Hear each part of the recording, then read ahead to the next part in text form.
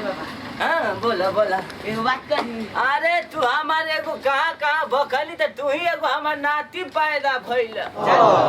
बोल। हमरा के स्टूडियो में लिया चलो हमसे सिंगर बनाओ गाना गाओ। स्टूडियो में चलबा? चार गाना गईबा? पढ़े के ना लिखे के गाना गईबा? गवाई तारा के आवा गवाई। आवा सर कही के आवा। तार माई है ना गईली तार बाप होने गईले चार गाना गई। सर जौन मती गईला बड़ा है ना बतावा यो खाइले पियले के बतावा है गरीबी में आई सर जौन बची है कहता कि हम गाना गाए गाना गईबा तू? हां बाबा गाना गईबा। गाना गईबा? हां गोड़ धरा तू गाना गईबा मरे के परेशान करबा तू गाना गईबा जौन मती है गाना गईबा गावा तार गाना है सब पे गाला तरे मत जाना फिर पकड़वा धोतिया मत जाना हैं पकड़वा तू ले चलो लिया चलो गोड़वा तार धर। अरे ससुर केरा तू नहीं खइले के ठेकाने नहीं खे आ बिजइबा हो गाना गावे हैं गाना गावे जइबा ए पकौड़ी बाबा का होता काहे काहे नदिया के मारत रहो? अरे ई सार देखो थोड़ा दिन भर ई हीरोइन मती बार रख लेले बा आ दिन भर सेंट क्रीम मार के ये गली वो गली परेशान करता आ साजी कहता बाबा हो 500 दी हो 100 रुपया दी हो ये बतावा हम कहाँ से लाई? सही बात लेकिन तार नतिया के देखनी स्कूल में बड़ी टाप गाना गाता हूँ। हाँ एक तू अगर अगर मनोबल के बढ़ाइबो तो ये आगे बड़ा तरक्की करी। अच्छा तरक्की करी हाँ। तू एकरे पछ खींचे आ गईला अच्छा वाली बात ना। हाँ आज तू ये तो तरह जान मत कइला बड़ा कि हमार घर बिगड़वाले पे लगल बड़ा तू। अरे हम बिगड़वाले पे लगल बड़ा तू सुन के आओ तनी करा। सुन के आवता तू और का? सुन के आवता अरे हाँ ये बात में बाबा बैठा सुन के आवता तू हो जी नो में तो हाँ। लाभ बन हो लाभ बा घर बिगाड़ले पे लगल बड़ा तू वही बतावा जेबे में 1 रुपया नहीं खे आई ससुरा कब हम गाना गवावे ले जाई चलो ए लड़का के हम गवाओ तनी। ऐसा चलो बाकी देखो देखते बड़ा गरीबी हालत में कैसे होए। अरे बाबा कोनो बात नहीं बा लड़का आगे बहुत तरक्की करी एकर आवाज में वो जादू है।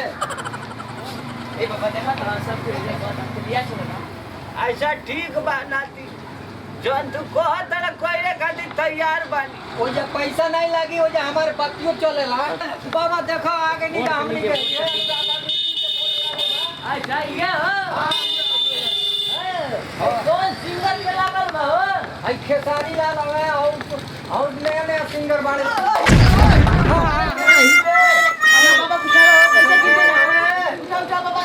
अरे क्या करे के ए मारे सब सारे चलता हो तार लठियो तो बड़ा छोट बा। तू और बोर्ड दिखाओ तरह की आसमान हमके दिखाओ तरह आसमान बोर्ड है सामने नहीं लौकता। अरे कौन काल चौकमा लगौले पड़ो अरे काल लौकता हो दुका लिखल बा थोड़ी लो लिखल बा अनुराधा म्यूजिक रिकॉर्डिंग स्टूडियो। पढ़ का लिखल बा ये गैलरी जाई एकदम मोटा एकदम हो जाए ना एकदम एकदम फ्री में गवैया मेरा नाती अरे ना हम फ्री में गवाए। अच्छा ठीक है बा चलो अब तोरे कॉले हम लिया के आई बनी। अरे बिल्कुल बिल्कुल हाँ। बिल्कुल। ठीक बा अरे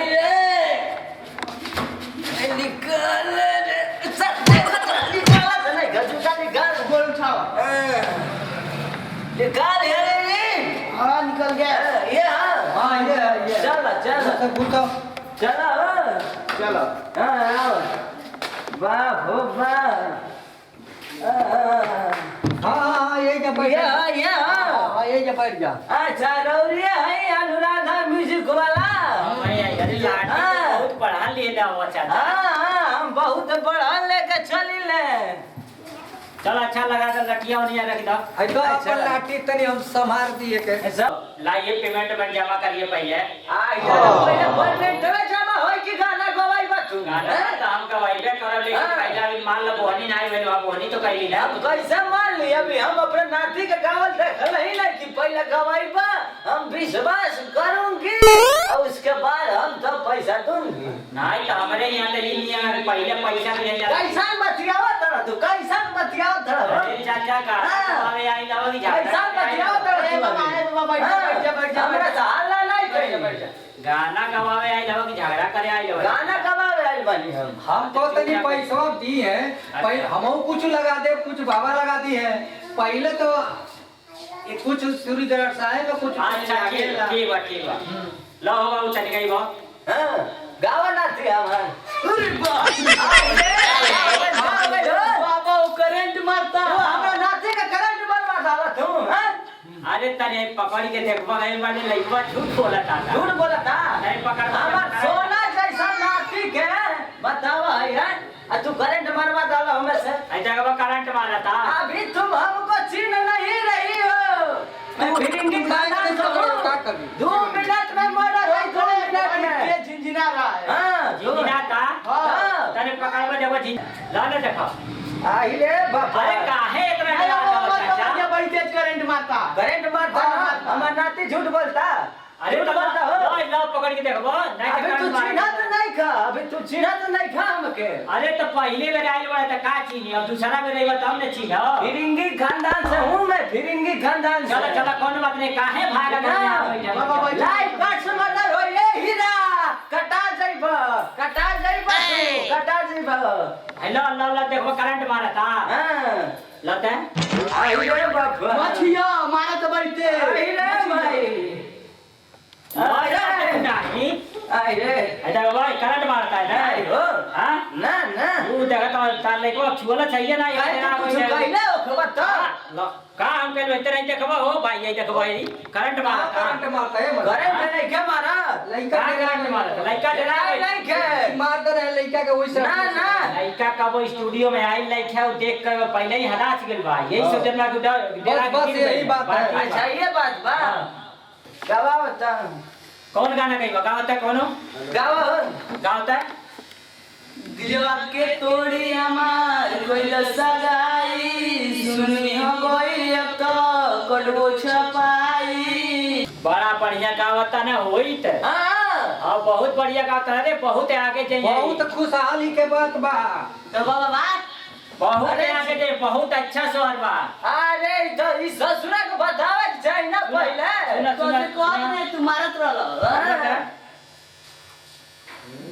अरे तू झूठे बोला ना का कुछ बोला तो सुना सुना हां सुनाओ सुननी हम गइले अब तो कड़ो छपाई देखो कितना बढ़िया गावता है अच्छा अरे जिया ये हमार हीरा हमार नाती एकदम आवाज तो ना हां निकता गावत हो नाती निक गावत ए पकौड़ी बाबा हां अरे मर्दे तनी अपन डायलॉगवा हो सुनई तो आई रे बाबा ई बात बा सुंदर ये तार डायलॉगवा हमर बड़ा जमेला तनी हां होए में मिक्सिंग हो जाए तनी अच्छा अच्छा अच्छा ए देखिए फिर करे हां ना करंट नहीं मारता ना मार इनको बाबा पहले हमके छुके देखे दो हां नहीं ठीक बात ठीक बा सुनाओ सुनाओ आई रे हेलो आई बाबा ये केले बोला था हो क्या बोला था समझ नहीं तो बोला था अच्छा ये मैं बोला था ओ मैं बोला था वो मैं बोलता